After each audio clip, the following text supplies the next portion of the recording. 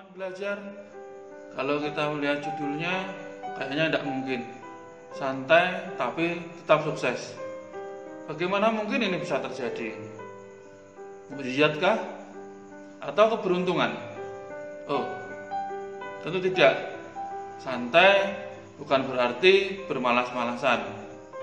Santai bukan berarti tidak mengerjakan sesuatu apapun. Yang dikatakan dengan santai adalah tetap bekerja, akan tetapi melakukannya dengan efisien dan efektif agar nanti ada kelebihan waktu yang bisa kita gunakan untuk melakukan pekerjaan yang lainnya. Teman belajar, ada beberapa tips dari saya bagaimana agar bisa santai tetapi tetap sukses. Yang pertama, membuat jadwal kegiatan atau membuat perencanaan di dalam kegiatan kita sehari-hari. Dengan memiliki jadwal, maka kita bisa mengetahui langkah-langkah atau apa saja yang akan kita kerjakan dalam hari ini. Dengan begitu, ada skala prioritas mana yang harus kita kerjakan terlebih dahulu.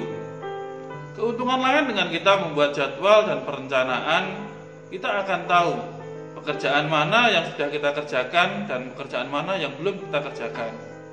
Dengan begitu, tidak akan ada pekerjaan yang terlewatkan. Inilah keuntungannya. Nah, dengan jadwal ini juga kita bisa mengerjakan pekerjaan kita dengan efisien dan efektif, dengan waktu yang tidak berlebihan dan dengan target yang tepat pada sasarannya. Kedua, selesaikan pekerjaan sesuai dengan target waktu yang telah ditentukan. Tidak perlu mengejar kesempurnaan. Sebagai contoh, ketika kita mengedit suatu video, sudah targetnya untuk diunggah, tapi karena mengejar kesempurnaan, diedit lagi backsoundnya, diedit lagi gambarnya, diedit lagi animasinya, dan ini akhirnya justru ketika waktunya target upload tidak menjadi upload.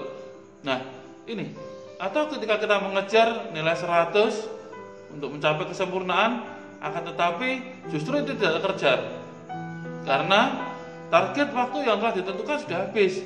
Justru kita tidak jadi mengumpulkan pekerjaan itu. Nah, disinilah. Jadi menyelesaikan pekerjaan tidak harus sempurna, tetapi sesuai dengan target waktu yang telah ditentukan. Tidak harus dengan nilai 100, tapi tepat waktu sesuai dengan target yang telah ditentukan.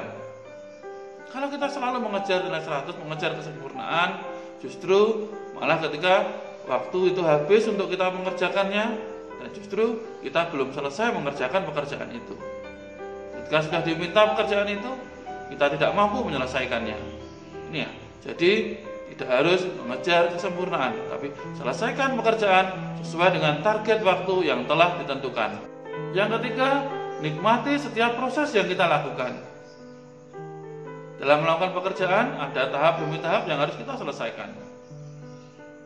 Jangan merasa terbebani dengan langkah-langkah itu, proses-proses itu. Kerjakanlah dengan senang hati. Kalau kita senang dalam melakukan pekerjaan itu, secara otomatis kita pasti akan semaksimal mungkin melakukan pekerjaan itu. Kita nikmati saja proses-prosesnya. Jangan sampai merasa terbebani. Oh iya, kita juga harus tersupport bahwa hal yang kita lakukan pasti akan ada imbalan kesuksesan. Ketika kita merasa akan ada imbalan kesuksesan, maka kita akan dengan senang hati, dengan penuh semangat menjalankan proses-proses itu. Mari kita nikmati setiap proses yang kita lakukan agar kita bisa meraih kesuksesan. Yang keempat, tolak ukur kesuksesan bukan ditentukan oleh apa yang dimiliki oleh orang lain. Tolak ukur kesuksesan adalah apa yang kita butuhkan. Kita dapat mencapai apa yang kita butuhkan. Itu adalah tolak ukur kesuksesan. Tidak perlu muluk-muluk mencapai seperti apa yang orang lain miliki. Cukup kita capai apa yang kita butuhkan. Dengan begitu, hidup tidak akan terbebani. Kita bisa mencapai apa yang kita butuhkan. Belum tentu yang dimiliki oleh orang lain itu yang kita butuhkan. Bisa jadi yang dimiliki oleh orang lain itu hal-hal yang justru tidak berguna untuk kita. Jadi untuk meraih kesuksesan ini cukup kita capai apa yang kita butuhkan, apa yang kita perlukan di dalam kehidupan kita. Tidak perlu muluk-muluk. Cukup dengan mempunyai target, kita memenuhi kebutuhan kita.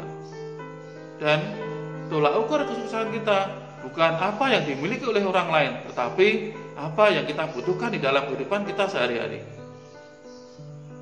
Teman belajar, mari sebisa mungkin kita terapkan hal ini dalam kehidupan kita sehari-hari. Dengan hati, sikap, dan pikiran, kita jadikan diri kita sebagai pribadi yang lebih baik.